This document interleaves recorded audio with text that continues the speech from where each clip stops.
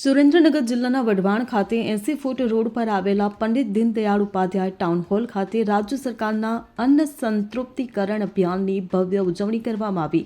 આ કાર્યક્રમ પાણી પુરવઠા મંત્રી કુંવરજી બાવળિયાની અધ્યક્ષતામાં યોજાયો હતો। કેન્દ્ર અને રાજ્ય સરકારની જન કલ્યાણકારી યોજનાઓનો લાભ જન જન સુધી પહોંચે તે હેતુથી આયોજિત આ કાર્યક્રમમાં મંત્રીએ લોકોની સરકારની વિવિધ યોજનાઓ વિશે માહિતગાર કરી વધુમાં વધુ લાભ લેવા માટે પ્રોત્સાહિત કર્યા હતા। આ કાર્યક્રમમાં ગંગા સ્વરૂપા બહેનો, નિરાધાર વૃદ્ધો અને દિવ્યાંગ લાભાર્થીઓ સહિત મોટી સંખ્યામાં લોકો ઉપસ્થિત રહ્યા હતા। આ પ્રસંગે પ્રધાનમંત્રી ગરીબ કલ્યાણ અન્ન યોજના અંતર્ગત નિઃશુલ્ક અનાજનું વિતરણ કરવામાં આવ્યું, જેમાં લાભાર્થીઓએ ઉત્સાહપૂર્વક ભાગ લીધો હતો।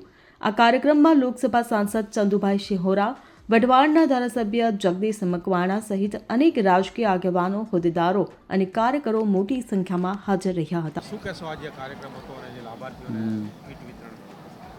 રાષ્ટ્ર અન્ન સલામતી કાયદો 2013 ત્યારબાદ કોરોના સમયે જે રીતે દેશના પ્રધાનમંત્રી આદરણીય નરેન્દ્રભાઈએ પ્રધાનમંત્રી અન્ન ગરીબ કલ્યાણ અન્ન યોજનાની જોગવાઈ સાથે જે છેલ્લે સુરતની અંદર રાજ્ય સરકારના સહયોગથી અન્ન સંતૃપ્તિકરણનો કાર્યક્રમની શરૂઆત, જ્યાં સુરત જિલ્લામાં લગભગ 2 લાખથી પણ વધારે આવા NFSA કાર્ડનું વિતરણ કરી અને લાભાર્થીઓની આ અભિયાનની શરૂઆત કરાવી।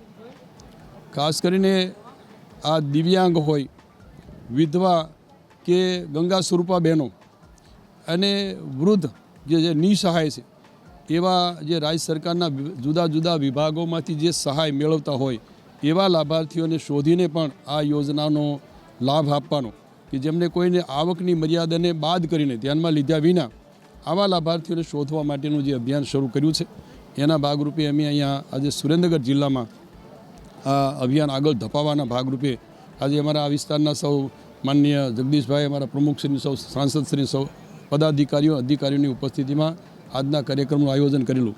આમાં લગભગ 37,000 જેવા લાભાર્થીઓ આ જિલ્લાની અંદર પણ આવા શોધીને, અને જ્યારે આજના દિવસે 1500 જેવા આજના દિવસે પણ આ NFSA કાર્ડ ધારકોને આ કીટનું અને કાર્ડનું વિતરણ કરવાના છે।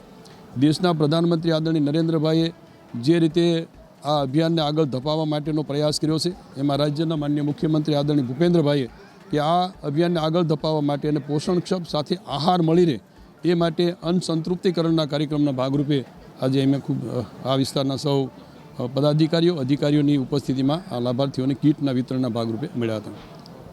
બ્યુરો રિપોર્ટ, ખબર ગુજરાત લાઈવ।